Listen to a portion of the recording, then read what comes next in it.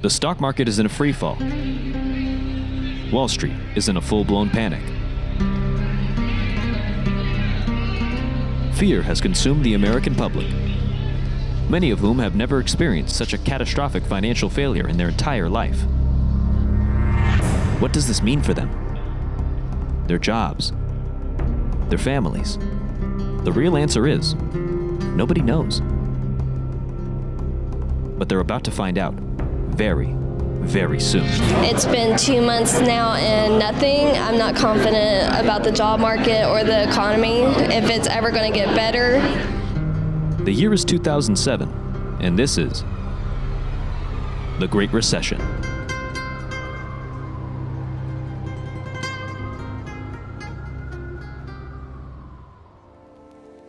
Hi, I'm Alex with Modern Wealth Management, and in today's video, the first of our video essay series, we're going to be talking about a moment in history that shook the nation to its very core. Economic uncertainty is something Americans are no stranger to these days. The world seemingly grows more unpredictable by the second, so in the face of uncertainty, we look to our history as a beacon of hope to remember the times that we as a nation overcame adversity. Today we're going to explore one of the biggest financial catastrophes of our lifetime. As we approach yet another anniversary of the Great Recession, we'll explore what it is, why it happened, break down terminology, and take you on a journey through time. We'll be utilizing a mountain of research throughout this tale, because in this house, we always cite our sources. And while the world of finance can be scary, just remember, it doesn't have to be. This video is made possible by Modern Wealth Management. Whether you're seeking guidance on preparing for retirement, navigating taxes, or planning your estate, Modern Wealth Management's team of financial professionals are here to help. Contact the team today at modwm.com to get started. Now back to the video. To set the stage for the Great Recession, we must first look at some of the factors that could explain how such a failure could even occur in the first place. Well,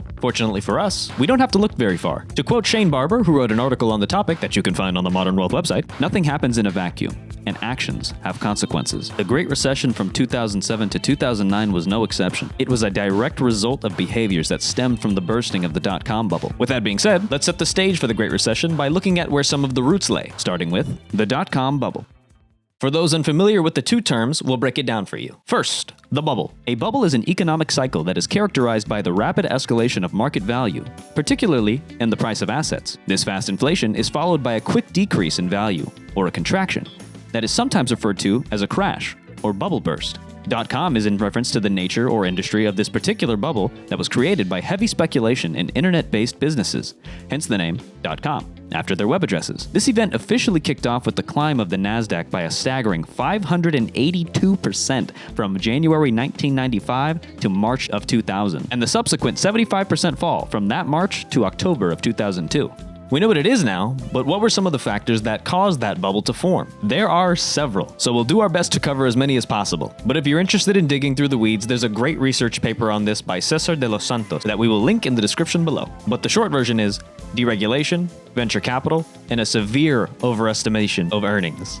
Starting with deregulation. According to De Los Santos' research, the deregulation of the Glass-Steagall Act was a major contributing factor to underwriting problems, as it led to conflicts of interest within banks. Commercial banks became involved in investment bank activities, and this led to situations where they advised clients to invest in products that benefited banks' financial interest. This conflict of interest often led to mass underpricing or overpricing, depending on the company's status. The study found a moderate link between initial public offerings and direct stock purchase plans. The increased amount of direct stock purchase plans created a lower stock price when the companies would go public. Why is that an issue? Well, because this little thing called the Glass-Steagall Act, which was deregulated. Commercial banks and investment banks used to be separate. But after the deregs and this newfound freedom, banks were able to advise companies, sell their stocks, and invest in them, which created a huge conflict of interest. A bank could promote investments that they had major holdings in, which would benefit them, but not always the client. In simpler terms, imagine if you went to a store that sold products and gave you shopping advice. If that store started recommending products to you that they profit from the most, even if it's not the one that's best for you, you can see how that'd be a problem, right? Well, that's how deregulation contributed to the dot-com bubble. It essentially messed with how IPOs were priced. Venture capital played a role as well.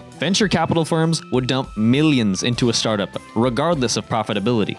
They would build the brand up, which would cause the stock market price to skyrocket. So between the banks pushing these companies on the brand new frontier of the internet and venture capital rushing to get onto the ground floor of this lucrative investment opportunity, the reality is most of the value of these companies was artificially inflated. When the bubble finally burst, several went out of business, and only a few left standing are now the titans of their industry. After the dot-com bubble had burst, the S&P and NASDAQ came tumbling down. The experience had left a bad taste in the mouth of some investors, so they sought to place their assets elsewhere. But where, you may ask? Well, to borrow a quote from one of my favorite TV shows, buy land, AJ.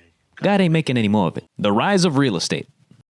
At this point in our tale, interest rates have bottomed out due to the burst of the dot-com bubble. The housing market was in a position to skyrocket. But remember, what goes up must come down. Real estate has notoriously been touted as a safe investment. Many investors were seeking to place their assets in something more tangible, from house flipping to rental properties and everything in between. The real estate market was booming. In 2005, the annual sale of existing homes eclipsed 7 million.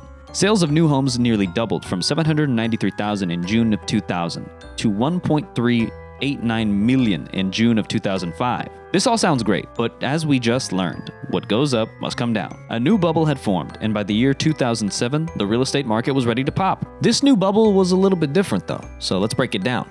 The housing market bubble was fueled by several factors, including the availability of subprime mortgages, which were loans given to borrowers with poor credit histories. These loans often had adjustable interest rates that started out low, but could significantly increase over time. As the housing prices continued to rise, many people took out these loans with the belief that their houses would continue to increase in value. However, when housing prices began to fall, many borrowers found themselves unable to afford their mortgages, which led to a wave of foreclosures. The financial institutions that issued these subprime mortgages were also heavily invested in mortgage-based securities, which were bundles of loans sold to investors. When the housing market collapsed, the value of the securities plummeted, causing massive losses for banks and other financial institutions. This led to what is called a credit crunch, where banks were unable or unwilling to lend money. This made the economic downturn even worse. Why is that, you may ask? Well, let's talk about the effects of a credit crunch. The usual consequences of a credit crunch is a prolonged recession or slower recovery, which occurs as a result of shrinking credit supply. In addition to tightening credit standards, lenders may increase interest rates during a credit crunch to earn greater revenues from the reduced number of customers who are able to borrow. The Great Recession officially began in December of 2007 and lasted until June of 2009. During this period,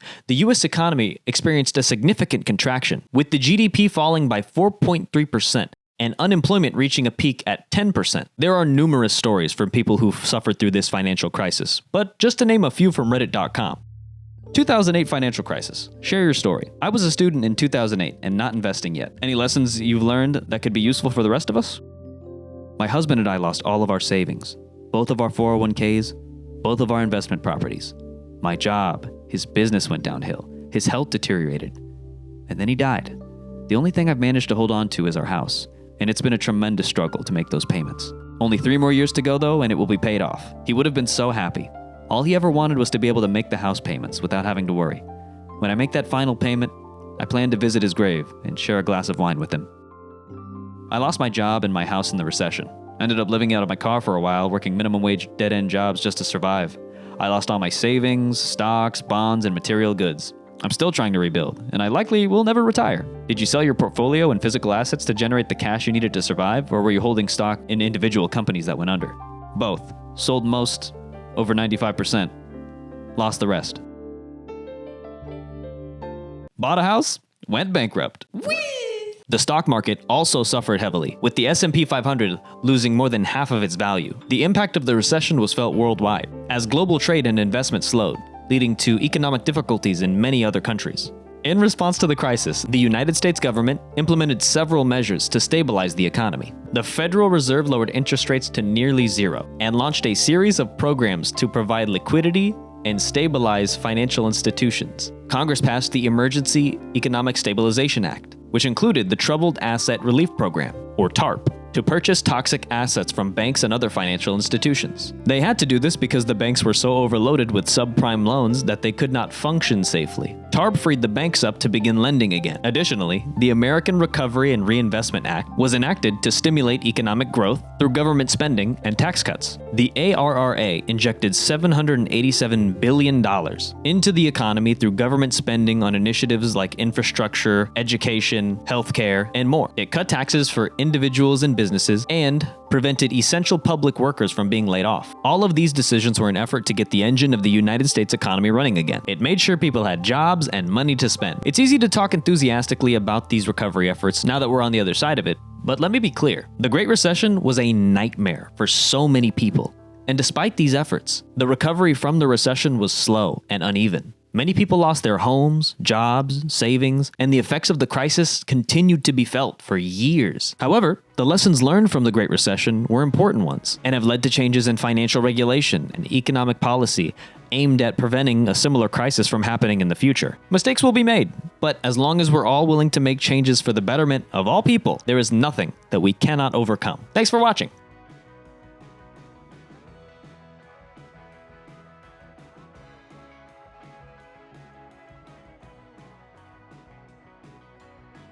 The views expressed represent the opinion of Modern Wealth Management, LLC, an SEC-registered investment advisor. Information provided is for illustrative purposes only and does not constitute investment tax or legal advice. Modern Wealth Management does not accept any liability for the use of the information discussed. Consult with a qualified financial, legal, or tax professional prior to taking any action.